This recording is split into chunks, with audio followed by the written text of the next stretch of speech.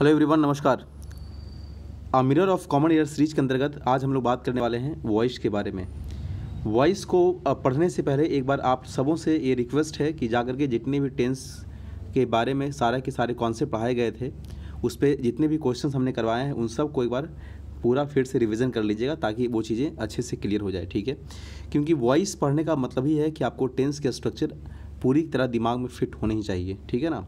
तो चलिए आज हम लोग बात करते हैं वॉइस के बारे में। इसके कुछ बेसिक कॉन्सेप्ट्स को देखते हुए क्वेश्चन के माध्यम से ही देखते हुए उसको हम आगे बढ़ते हैं, ठीक है। तो चलिए शुरू करते हैं।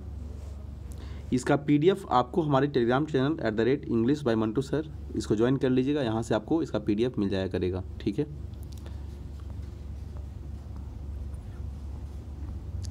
चलिए देखते हैं। वॉइस को पढ़ने से पहले एक दो ज़रूरी बातें मैं बता दूं आपको।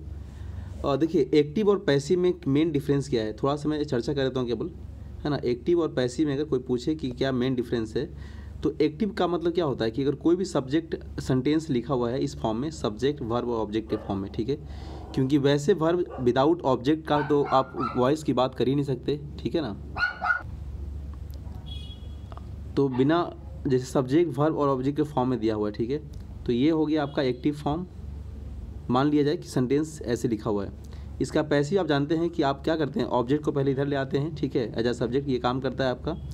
फिर उसके बाद जो वर्ब है, ये वर्ब अपने पहले बी फॉर्म लेके आता है, ठीक है। और ये जो वर्ब दिया हुआ है इसका थर्ड फॉर्म होता है। उसके बाद फिर बाय, और बाय के बाद जो आपका गिवन सब्जेक्ट है वो बन जाता है, इट बिकम्स ऑब्जेक्ट, ठीक है। ऐसा कुछ हो जाता है, समझ रहे हैं बात ना। देखिए, इतना कुछ स्ट्रक्चर लिखने का मतलब क्या है, आप ध्यान समझिए। कोई भी पैसिव में है, इसको पहचानने के लिए जो आसान तरीका है वो है बी फॉर्म, और बी फॉर्म के बाद गिवन वर्ब, जो दिया हुआ वर्ब है उसका थर्ड फॉर्म होने चाहिए, ठीक है। और बी फॉर्म समझ रहे हैं आप लोग, is M R was were, ठीक है, is M R was were minimum.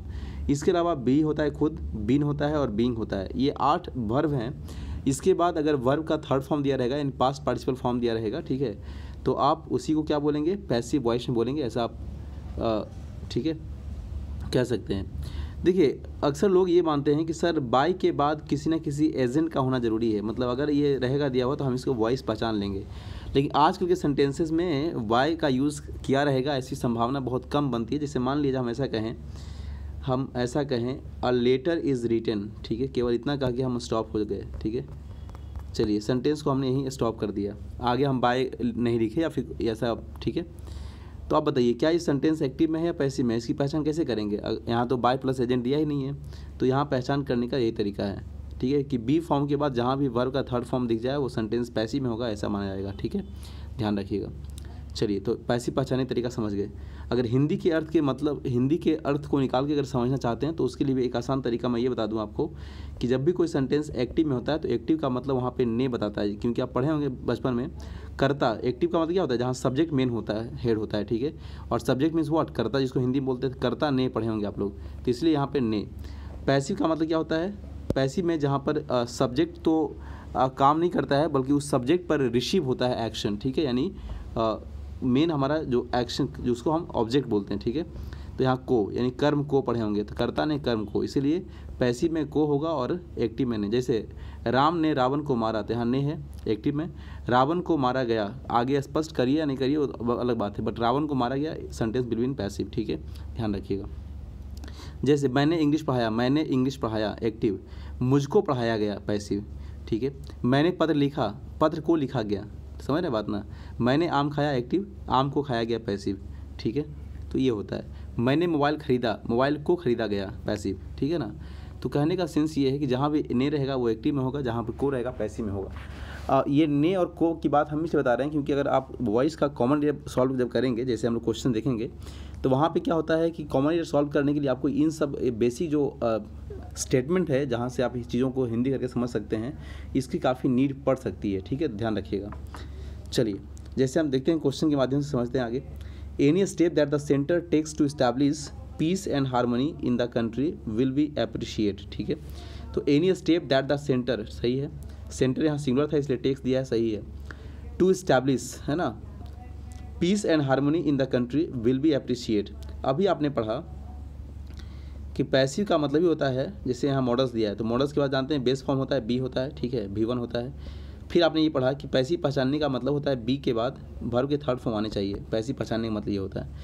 तो विल यहाँ मॉडल्स है, मॉडल्स के बाद बी दिया है, ये बी बेस फॉर्म है, लेकिन इस बी के बाद जो है आगे भर का थर्ड फॉर्म होना चाहिए। तो यहाँ पे आंसर होना चाहिए था अप्रिशिएटेड। क्या होना चाहिए? अप्रिशिएटेड। सही आंसर हो जाएगा डी नंबर, ठीक है। यानी यहाँ पे अप्रिशिएट नहीं बल्कि अप्रिशिएटेड। क्या करेंगे यहाँ पे? विल बी अप्रिशिएटेड, ठीक है, ध्यान रखिएगा। चलिए आगे बढ़ते हैं। क्या इसमें हो जाएगा आंसर बताइए।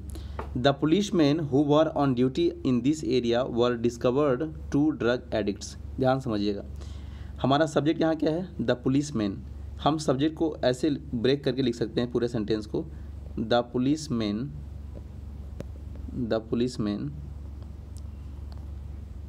वर डिस्कवर्ड, ठीक है, 2 ड्रग एडिक्ट्स। क्लियर है? अब आगे जो यहाँ पे बस यही है, हु वेयर ऑन क्या है? ड्यूटी इन दिस एरिया, ठीक है। अब इस पूरे पार्ट को और यहाँ जो गिवन पार्ट है इसको थोड़ा अलग कर दीजिए। तो हमने अलग करके उसको छोड़ दिया है और इस पूरे सेंटेंस को हमने यहाँ से लिखा है the policeman were discovered 2 drug addicts. पढ़िए सेंटेंस को, अब आप खुद बताइए क्या गलती इसमें हो जाएगा। तो यहाँ पे हो जाएगा सर वेयर के बाद यहाँ पे डिस्कवर्ड है यानी पैसिव में। पैसिव का मतलब ही हमने बताया था को हिंदी करना है। क्या करना है? तो the policeman were discovered यानी पुलिस मैन को खोजा गया। क्या ये लग रहा है कि स्टेटमेंट जो है वो कहीं ना कहीं सही है? तो आप कहेंगे बिल्कुल नहीं सर, पुलिस मैन को नहीं खोजा गया बल्कि पुलिस मैन ने खोजा किसको? 2 ड्रग एडिक्ट्स, ठीक है, यानी जो नशीली पदार्थों का सेवन करते थे, है ना, ड्रग माफिया को, उसको खोज निकाला। किसने खोज निकाला? पुलिस ने खोज निकाला। Sentence should be in active. यहाँ को का जो अर्थ है वो गलत है, सेंटेंस का सेंस ने होना चाहिए, मतलब एक्टिव में होना चाहिए, इसीलिए यहाँ वर का यूज़ नहीं होगा, यही यहाँ पे गलती है। यानी वर जो दिया है ये क्या है? सुपरफ्लुअस है, ठीक है, क्योंकि एक्शन पुलिस कर रहा है तो हमें यहाँ पे एक्शन जो कर रहा है उसके हिसाब से आगे काम करना होगा। अगर हम पैसिव में लिखते तो यहाँ पे रिसीवर हो जाता, पुलिस पर काम होता, ठीक है। तो यहाँ पुलिस पर नहीं, पुलिस को नहीं खोजा गया बल्कि पुलिस ने खोज निकाला ड्रग माफिया को, ठीक है। Sentence should be inactive. तो सही आंसर क्या हो जाएगा आपका? वर का यूज़ गलत है, यहाँ पे कट जाएगा, ठीक है, ध्यान रखिएगा। चलिए आगे बढ़ते हैं। As the first president of India, Dr. Rajendra Prasad was known by all types of people in the world. तो as the first president सही है, डॉक्टर राजेंद्र प्रसाद, ये भी सही था, was known by all types। तो देखिए doctor Rajendra Prasad was known यानी राजेंद्र प्रसाद जो है जाने जाते थे, ठीक है। तो यहाँ तो दिक्कत नहीं था, बट यहाँ ये ध्यान रखना है, यहाँ डॉक्टर राजेंद्र प्रसाद हमारा जो रिसीवर है, मतलब सब्जेक्ट का एक्शन जो है, ठीक है, उनके द्वारा नहीं, उनको जाना जाता है, यानी किसी और के द्वारा। किसी और का मतलब हम लोगों के माध्यम से दुनिया भर के लोग जानते हैं उनको, ठीक है। तो पैसिव में होगा, ये सही था। बट यहाँ पे थोड़ा सा ध्यान ये रखना है कि बहुत सारे ऐसे वर्ब होते हैं जिसके साथ हम जब पैसिव में यूज़ करते हैं तो वहाँ पे फिक्स प्रीपोजिशन आता है। तो नोन के साथ प्रीपोजिशन क्या आता है? टू आता है, बाय नहीं बल्कि टू आता है, नोन टू। तो बाय को रिप्लेस कर दीजिए किससे? टू से, ठीक है। सही आंसर हो जाएगा सी नंबर। चलिए आगे देखते हैं। The PM assured the people that his government would do its best to suppress communalism. The PM assured, PM ने ये अश्योर किया, आश्वासन दिया the people that his government would do it's best. सरकार जो है, देखिए यहाँ पे गवर्नमेंट के लिए क्या आया है? इट्स आया है, तो सही है, कोई दिक्कत नहीं। टू सप्रेस कम्युनलिज्म, देखिए ध्यान से, अब जैसे आप पढ़े होंगे ये दिया है टू सप्रेस 2V1, हालांकि 2V1 का पैसिव क्या बनता है? 2B3 बनता है। बट सर दोनों में डिफरेंस क्या है? कि 2V1 और 2B3। तो ये तो सेंटेंस इन्फिनिटिव हो गया जो एक्टिव फॉर्म में है, ये क्या है? एक्टिव फॉर्म में है, और ये हो गया पैसिव फॉर्म में। ये क्या हो गया? पैसिव फॉर्म में हो गया, ठीक है। जैसे मान लीजिए ऐसा बोलते हैं हम लोग, आई एम टू टीच, मैं पढ़ाने वाला हूँ, आई एम टू टीच, और I am to be taught, मतलब मुझको पढ़ाया जाना है। ये पढ़ाया जाने का मतलब मुझे, मतलब ये कह सकते हैं कि पढ़ाने वाला जो है, ठीक है, कोई और है, बट मुझे पढ़ाया जाने वाला है, मतलब मुझे पढ़ाना है, मुझे पढ़ाना नहीं है बल्कि मुझे पढ़ाया जाना है, ठीक है, ये हो गया। जैसे और देखते हैं एग्जाम्पल, हम ऐसा बोलते हैं, आई हैव टू, एक मिनट, आई हैव टू, यहाँ पे कुछ और एग्जाम्पल ले लीजिए। चलिए मैं टीच ही ले लेता हूँ। आई हैव टू टीच मतलब मुझे पढ़ाना है, ठीक है। हैव टू जानते हैं यूज़, पढ़े हैं। अब इसको पैसिव बनाते हैं, तो क्या बनाएंगे पैसिव में? जैसे ऐसा बनाएंगे पैसिव में, I have to be taught. दोनों का हिंदी समझिएगा। आई हैव टू टीच का मतलब मुझे पढ़ाना है, मतलब मुझे पढ़ाना है, मैं एक्शन यहाँ पे हूँ। बट यहाँ जो आई है ये रिसीवर है, I have to be taught, मुझको पढ़ाया जाना है, यानी पढ़ाएगा कोई और आदमी बट पढ़ाया जाएगा मुझको, ठीक है। तो ये हो गया। तो इसीलिए जो है यहाँ पे टू भी वन लिखा है। तो सरकार कम्युनलिज्म को, संप्रदायवाद को सप्रेस करने के लिए अपना बेस्ट एफर्ट लगा रही है, ठीक है। तो ये सेंटेंस में हमारा जो सब्जेक्ट है वो गवर्नमेंट है, इसलिए सेंटेंस एक्टिव में होगा ना कि पैसिव में। तो सेंटेंस सही था, कोई दिक्कत नहीं, नो एरर। इसका सही आंसर होगा नो एरर, ठीक है। चलिए बढ़ते हैं आगे। The teacher asked the students, है ना, whether they could tell the name of the man who had been discovered America. थोड़ा ध्यान समझने की कोशिश करिएगा यहाँ भी। The teacher asked the students, teacher ने स्टूडेंट से कहा, क्या कहा, whether they could tell the name, उसका नाम बताने के लिए, ठीक है, जिन्होंने अमेरिका की खोज की है। तो अमेरिका की खोज की मतलब सेंटेंस एक्टिव में होने चाहिए क्योंकि किसी व्यक्ति ने किया है यहाँ पे। तो हु हैड बीन यहाँ देखिए लिखा है, हु हैड बीन, तो हु हैड बीन नहीं होगा बल्कि क्या होगा, हु हैड डिस्कवर्ड। क्या करेंगे, हु हैड डिस्कवर्ड, ठीक है, हैड बीन नहीं बल्कि who had. Sentence should be inactive, यहाँ पे हैड के बाद बीन का यूज़ गलत है। सही आंसर डी नंबर, ठीक है। चलिए आगे बढ़ते हैं। The case was inquired a month ago, है ना, but no report has come yet. The case was inquired a month ago but no report has come yet. देखिए द केस वॉज, आप जानते हैं यहाँ पे केस है, केस का मतलब कोई समथिंग है, समथिंग। तो जब सेंटेंस कोई समथिंग से शुरू हो, कोई चीज़ से स्टार्ट हो, इसका मतलब है कि वो रिसीवर है, वो तो कभी एक्शन कर ही नहीं सकता है। तो केस को इंक्वायर किया गया, केस का मतलब किसी केस को इंक्वायर करने का मतलब है कि उसको जांच पड़ताल किया गया, ठीक है। तो जानते हैं जब सेंटेंस का यूज़ करते हैं इंक्वायर का, तो इंक्वायर के साथ प्रीपोजिशन क्या आता है, इनटू आता है। और सेंटेंस पैसिव में दिया हुआ तो इंक्वायर इनटू, है ना, जांच पड़ताल करना। तो यही यहाँ मिसिंग था। इंक्वायर के बाद अपने मन से यहाँ क्या करिए, इनटू जोड़ लीजिएगा, ठीक है। क्योंकि बहुत सारे ऐसे वर्ब होते हैं जिसके साथ एक्टिव में भी उसका प्रीपोजिशन, फिक्स प्रीपोजिशन जो है वो फिक्स रहता ही है। तो जब उसका पैसिव में यूज़ करेंगे तो स्वाभाविक है प्रीपोजिशन का मिसिंग कैसे हो सकता है, तो वो भी उसके साथ फिक्स हमेशा आएगा ही, ठीक है। तो ये ध्यान रखिएगा। तो इंक्वायर इनटू कर लेंगे यहाँ पे, क्लियर है। चलिए आगे बढ़ते हैं सवाल नंबर 7 की ओर। She held something at her side which was totally hiding by the folds of her sari, ठीक है। तो सी हेल्ड समथिंग, उसने मतलब किसी चीज़ को थाम कर रखा, eight her side which was totally hiding. देखिए ध्यान से, विच वॉज टोटली मतलब उसने किसी चीज़ को अपने तरफ क्या करा, होल्ड, हेल्ड किया, मतलब होल्ड से बनाया हेल्ड, ठीक है। जो पूरी तरह से ढक रहा नहीं था, ये कोई कंटिन्यूअस फॉर्म नहीं दिखा रहा है, ढका हुआ था। इट शुड बी हिडन, क्या होना चाहिए यहाँ पे, हिडन। हिडन का मतलब ढका हुआ होना, मतलब ये पास्ट पार्टिसिपल। आप जानते हैं बी फॉर्म के बाद क्या, भी थ्री आएगा, और बी फॉर्म यहाँ वाज दिया तो वाज के बाद भी थ्री आएगा, यानी हिडन, ठीक है। हाइडिंग नहीं, यहाँ प्रेजेंट पार्टिसिपल नहीं बल्कि पास्ट पार्टिसिपल फॉर्म चाहिए, हिडन हो जाएगा यहाँ पे, ठीक है। चलिए, I was surprising at not having seen her even though she was standing just beside my wife, ठीक है। तो आई वॉज सरप्राइजिंग, देखिए सरप्राइजिंग और सरप्राइज्ड में अंतर, फिर वही बात है। सरप्राइजिंग जो है प्रेजेंट पार्टिसिपल, जबकि सरप्राइज क्या हो गया, पास्ट पार्टिसिपल हो गया। जैसे मैं किसी चीज़ को देखकर काफ़ी भौचक्का रह गया, आश्चर्यचकित हो गया, है ना, सरप्राइज्ड हो गया।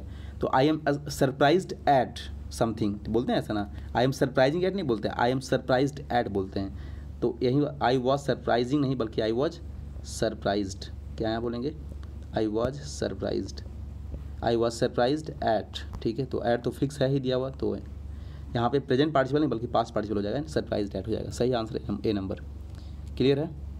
चलिए आगे बढ़ते हैं। In case you apologize for having broken your promises you will certainly be forgive, ठीक है। फिर से वही बात है, जैसे ही बी आ गया, बी के बाद भी थ्री होने चाहिए। तो यहाँ पे फॉरगिव तो पास्ट में दिया हुआ है, यानी सिंपल पास्ट, ठीक है, यानी वर्ब का सेकंड फॉर्म दिया है, जो होना चाहिए वर्ब का थर्ड फॉर्म। तो फॉरगिव नहीं बल्कि फॉरगिवन, ठीक है। सही आंसर ये हो जाएगा, डी नंबर ऑप्शन। चलिए बढ़ते हैं आगे। After every student had gone away the peon locked up the classroom. After every student had gone away, सभी विद्यार्थी के जाने के बाद। तो एक कॉन्सेप्ट आप पढ़े होंगे, जब भी सेंटेंस का दो एक्शन पास्ट में होता है तो अगर जहाँ भी आफ्टर का यूज़ करेंगे तो आफ्टर के बाद का जो सेंटेंस होता है वो सेंटेंस किस में होता है, वर्ब के थर्ड फॉर्म में, ठीक है। और आफ्टर के पहले का जो एक्शन होता है वो सिंपल पास्ट में होता है, ठीक है, ध्यान रखिएगा। तो हैड V3 यानी पास्ट परफेक्ट फॉर्म में हो गया। तो जहाँ भी आफ्टर रहेगा उसके बाद का जो स्टेटमेंट यानी क्लाउज होगा वो होगा पास्ट परफेक्ट फॉर्म में, जबकि आफ्टर के पहले का जो क्लाउज होगा वो होगा सिंपल पास्ट में। तो आफ्टर जहाँ पे यूज़ किया गया उसके बाद क्या है, पास्ट परफेक्ट यानी हैड गोन अवे, ठीक है। तो उसके जो दूसरा क्लाउज बच गया वो सिंपल पास्ट में होगा, सिंपल पास्ट यहाँ दिया हुआ है, ठीक है ना। तो ये ध्यान रखना है आपको। चलिए, तो सेंटेंस कोई दिक्कत नहीं था, नो एरर, सही आंसर इसका no error.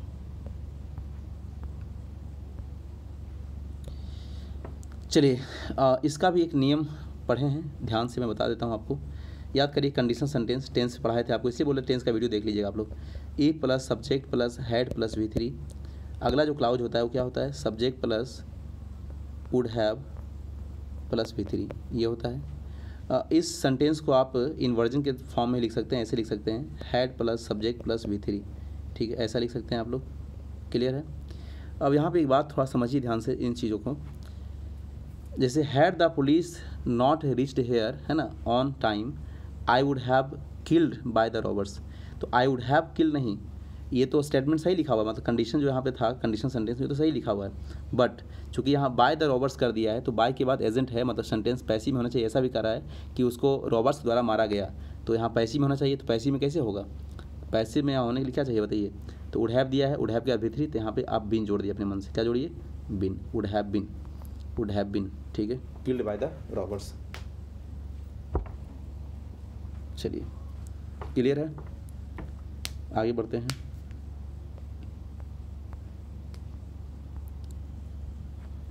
The teacher said years ago it believed that the earth was flat.